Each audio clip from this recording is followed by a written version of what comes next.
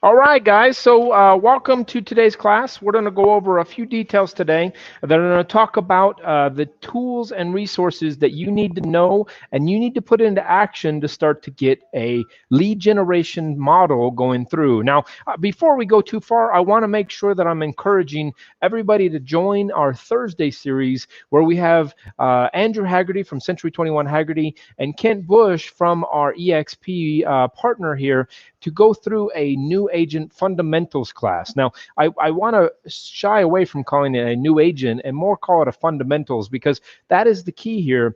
Basically, building on those fundamentals in order to encourage and grow your business. And remember, guys, this is all about growing your business and making sure that you have something tangible that you can continue to move forward with. So, with that in mind, guys, I just want to kind of break this down onto a couple details. So, we are talking today about a very simple task of lead generation. All right. So, in that lead generation, we need to ask ourselves a couple questions. We need to make sure that we're identifying things that are value targets for us when we're actually going through lead generation. So, what are some of those tools and what are some of those resources that we need to identify whenever we're operating on lead generation? So, number one is we need to make sure that we feel comfortable with it. Not everybody is going to be okay with cold calling, right? So cold calling is great and it has a lot of tools. But if we do a cold call, a lot of people feel uncomfortable with actually putting themselves out there for a cold call. So is that going to be for everybody? No. Same thing goes for door knocking, right? Door knocking is a great access for getting leads. But door knocking, and I apologize, I probably should have somebody else writing this, but door knocking is not the greatest resource for everybody because some people don't like to have themselves put out there and have people be rude to them. And I'll be honest, cold calling and door knocking, while great resources for lead generation, are not always the great resources for actual self growth in that sense because people are going to be pushing you down. They're going to not want that sales tactic to come into play. So, what are some other resources that we can currently use to kind of put those into fashion? And that's what we're going to kind of focus on today is some of those other resources that kind of action and put out that information in a broad spectrum of identifying how to make sure that we're successful. So let's just go through a couple of these. And I'm going to pull myself off screen for just a second as I write through these because I won't be staring at you guys. I'll be staring at the screen while I'm going through that. So one of those things is going to be geofarming. Okay, so geofarming is a great resource. Geofarming has a tool for us to be successful in the fact that if you are going out there and actually putting in some direct mail or geofarming, or even better, geofishing, I personally like to go fishing rather than farming. So fishing, you are putting a specific lure in the water to bait a specific fish, whereas farming is we're putting out a bunch of seeds to get a full harvest of a bunch of stuff. I think a little mix of both has a lot of resources because they both have resources that will benefit you. Another one of those obviously goes down to the fact of digital advertising. Now, this is one of those things that is really powerful right now. So digital advertising is something that a lot of people are using very beneficially, and they're adding a lot of resources to their bottom line. And this is a a great tool if you want to put a little bit of money into the equation that you can get a really good return. Facebook advertising, while it's changed over the last few months, is still a great resource for people to put into action. So that is another resource that we can kind of put into play. So digital advertising is one of those tools and resources that can be very beneficial. Now, open houses are still very powerful. Now, what we learned and we're learning every week is that open houses are great, but they have to be high traffic. And this is going to be making sure that you are finding high traffic open houses. So adding in some advertising to that open house, or making sure that it's on a high traffic area, high traffic street, low inventory area. That way it's getting a lot of access. Another one that is a really powerful thing, and this doesn't necessarily need to be just for people that are selling homes, because if you're a new agent, you won't necessarily have houses that your personal is selling, but you can still use circle prospecting. So I want to step out and kind of go over this one just a tad, because I think that this can be something that is very powerful for a lot of you, and I want to make sure that it's very easy to entry this point. So remember, circle prospecting is simply telling all the neighbors about this recent sale that happened. So remember, circle prospecting can step up your game by telling people, listen, a house just sold around the corner. I'm sure that I can find buyers for houses in that same price point. What is a price that would make you decide to sell today?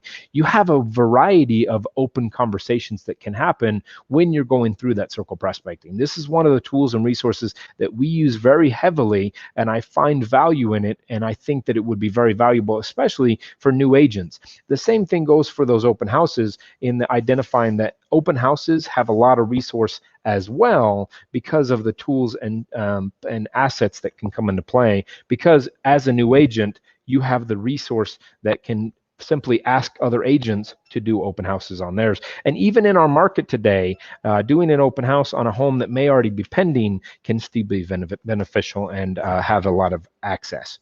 The next one I think is, and I spelled events wrong, but basically this next one is really powerful, because doing events can have a lot of resource in how you benefit and how clients benefit from you. Okay, so basically, yes, and somebody mentioned that you need to catch the info at the open house. Absolutely, guys. A lot of this comes down to, and I'm just kind of going broad spectrum right now, but absolutely, if you get that info at an open house, and same thing goes with any of these tools, make sure you're getting good info. That way you can also do drip campaigns for all these leads after the effect. So events, what are some of these things? So I heard one recently that was really powerful. So basically, a person would go out to a property, or to a neighborhood, excuse me.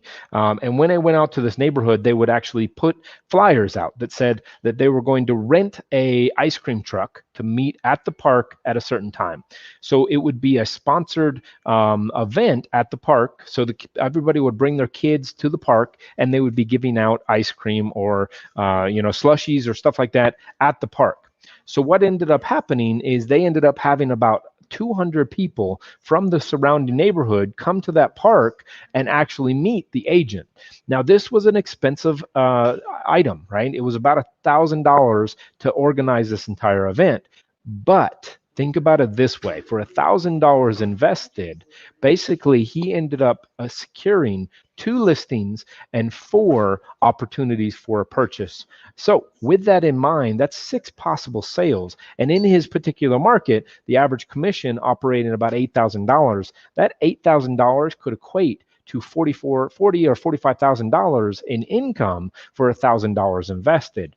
Obviously a very high return on investment. So great resource. They can do this with obviously taco trucks, with any of the now food trucks, scheduling and organizing to be at a park at a certain time, and then doing a mass mailer or actually going around and door knocking might be very beneficial. So just something I found was really great and had a lot of resource. So events are a great place to have that benefit. Now, with those events, you can also base it on things like offering, benefit to local charities if you get, raffle tickets or stuff like that. So just a way that you can actually build upon that as well.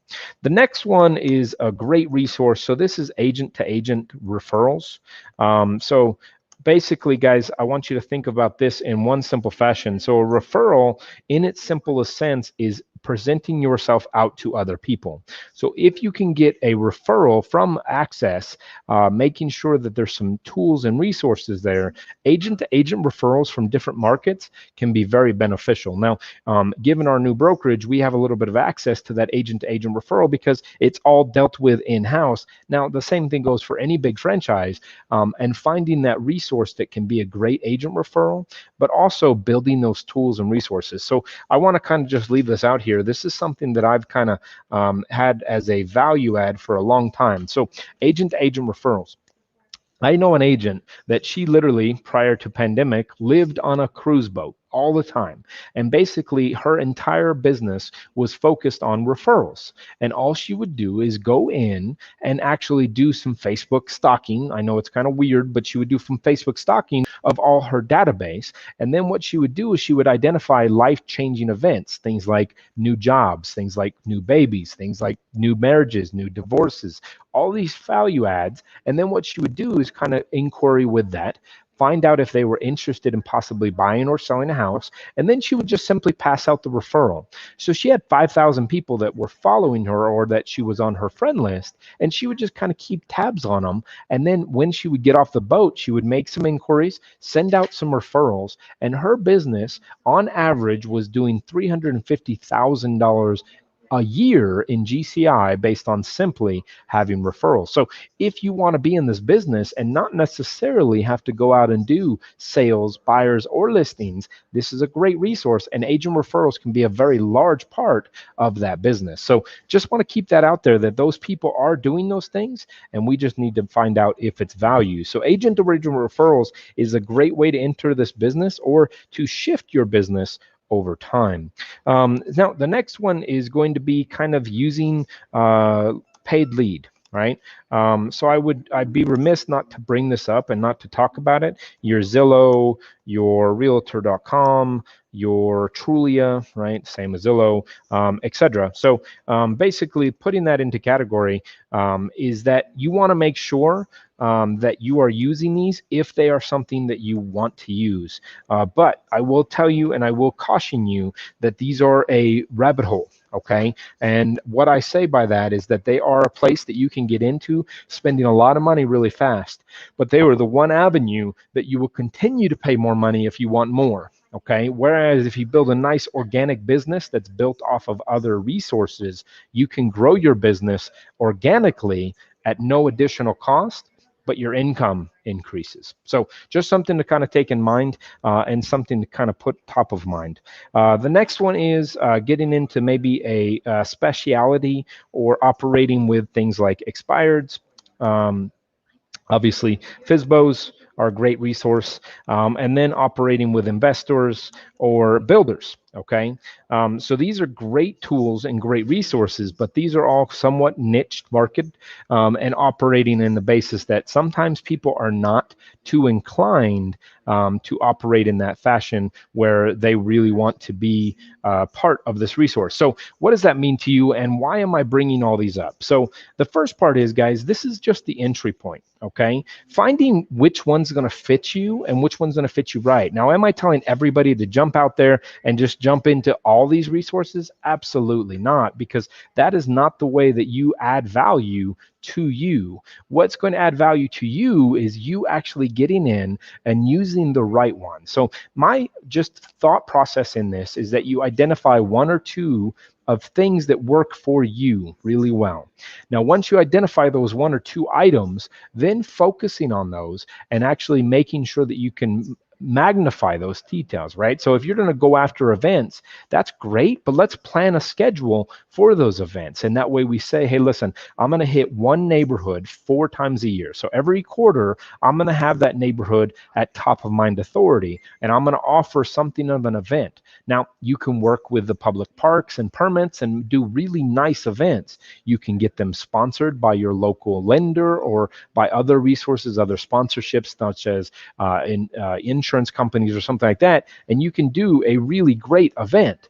So the key, though, is making sure that that event is going to be at top of mind authority. And that's the real key here, is making sure that we are keeping at top of mind authority at all times, because no matter which lead generation you are doing, we are in the lead generation business. And if we don't have leads coming in, we don't have business that we can create out of those leads. So the real key here is making sure that you have a follow-up system. So we've done a lot of calls and conversations about CRMs or client relationship management softwares. This is key to make sure that once you do get those leads that come in, whether they be from open houses, whether they be from events, whether they be from circle prospecting, or wherever else they may be from, that we're finding resources in how we can make those clients eventually turn into customers down the line. So remember, we want to be successful in anything that we do, but you need to make sure that you're honing in on things that work. Now, you can always add variables. I have a lot of these resources that we put into our own business, but I didn't start off with all of them at the same time.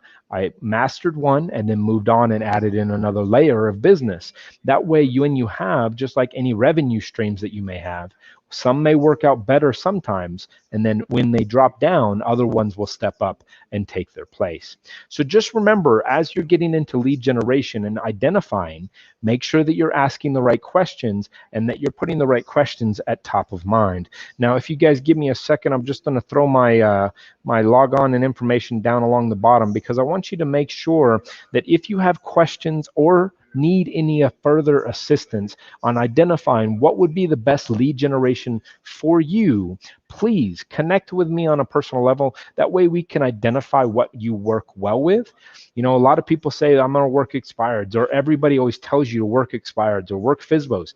Those are great resources, but they're not fit or designed for everybody. Not everybody is okay with getting yelled at or told to, you know, bark up a tree. This is not stuff that people really tend to like. So sometimes that doesn't fit, but it may fit perfect. So we need to identify what actually fits your actual tool set and make sure that you are using your most effective traits to be successful in this business. Remember, real estate is awesome, but it's only awesome if you find the right way to make money. So guys, remember, enjoy what you do it really well, but don't ever hesitate to grow your business. Have a great day, guys. Enjoy. We're sitting at about 16 minutes. I will see you next week on Monday at noon. And remember, we have our Tea with Andrew series going on every Wednesday at 3 o'clock Mountain Time. And then we have our actual fundamentals class that is going on Thursday at 2 o'clock Mountain Time, 3 o'clock Central. Tune in for both of these classes because they are great resources to grow your business. And then once again, Monday here with me on our actual training channel. Thank you, guys. Have a great day. See you later.